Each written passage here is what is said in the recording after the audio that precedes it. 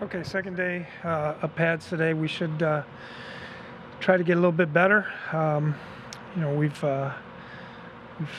had pretty good practice yesterday. I thought defensively did some good things, and then offensively there's some areas that we still need to improve on.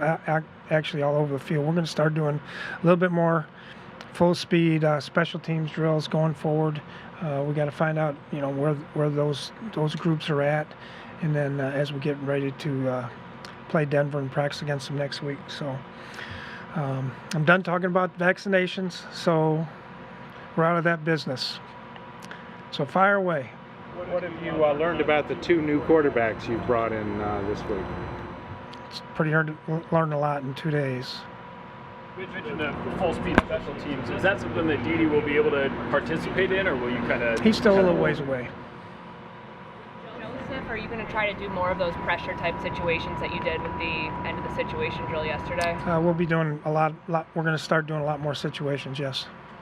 You see a different Irv Smith Jr. this year, and now that he's kind of the number one guy? Yeah, he looks a little bit quicker and faster to me. Running routes a little bit, setting guys up a little bit better as well. He's very confident. He's catching the ball really well. Kirk back. A player go to like a tight end you thing, or you're like, oh, he's going to unlearn everything we've been working with, or you do trust that like the things that you've instilled once he gets around the other tight ends in the league? Oh, you mean going to that camper thing or whatever he did? No, he'll be all right. They just like to get together, I guess. Mike, is Kirk expected back tomorrow? Yes. That's the plan. Yep.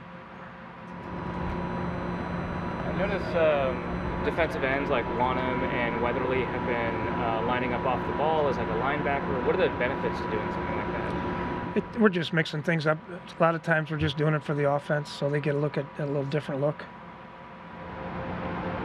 Mike, what do you like about Armin Watts stepping up and taking Michael Pierce's reps? Yeah, he's doing really well.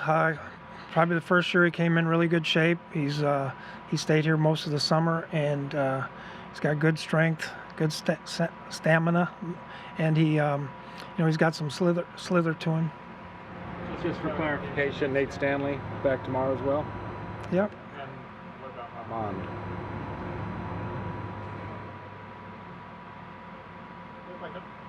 On Jeff, just from Excuse me? on Gladney, just from a football standpoint, how much does that hurt to have to release a high draft pick like that so quickly? Yeah, well, it's anytime you spend a draft pick on a guy and he isn't with you anymore, some kind of career-ending injury or something, it always hurts because those high draft picks are like Rick thinks they're like gold, so you gotta hit on those guys every time. Is there anything that you learned from him in this past couple of days that you didn't know before, or that you think he improved on? Yeah, I think so. I think I learned he's a good leader. I think he's a good competitor. I've seen him take charge out here several, really in all the practices.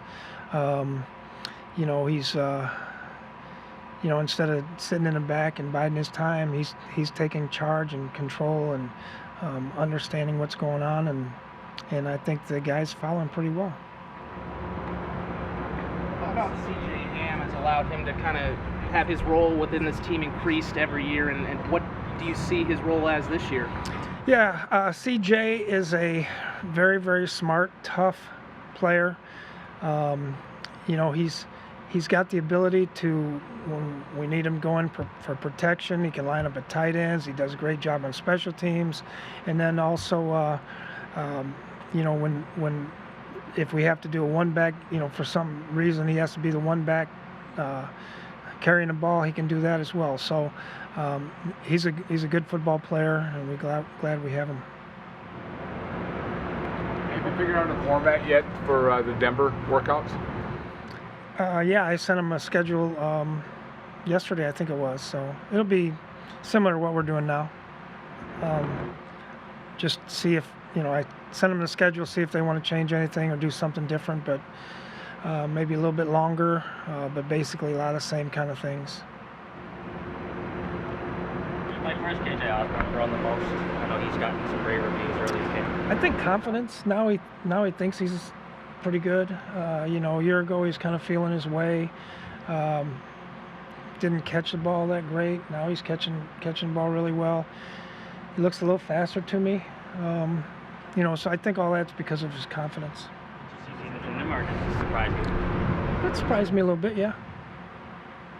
One of the things that BC was able to add to the team was an understanding of multiple receiver positions. Do you start grooming someone for that kind of hybrid? Yeah, well, KJ can do that, and Westbrook can both do that. Mike, what do you think the draw was to have 3 defensive players leave and come back, a couple year or two later? What about the atmosphere here do you think contributed to them, returning? I guess I'd probably ask them, but I think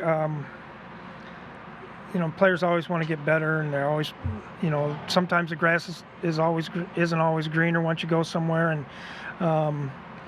so they see that they had it pretty good, and they come back, and locker rooms, good guys in there, and it's a good place. The organization treats them well. On the flip side, what makes it more attractive to bring those guys back as opposed to any other free agent you might have had? Well, a lot of it has to do with money. And it might take a little less money to come back. Part of it is that we know them as well, and so we know, like McKenzie is there was times when McKenzie was very difficult, and he's very fortunate that I'm more hard-headed than he is. But when he came back, now he's like a completely different guy. He's engaging and communicating and listening to everything and not making mistakes.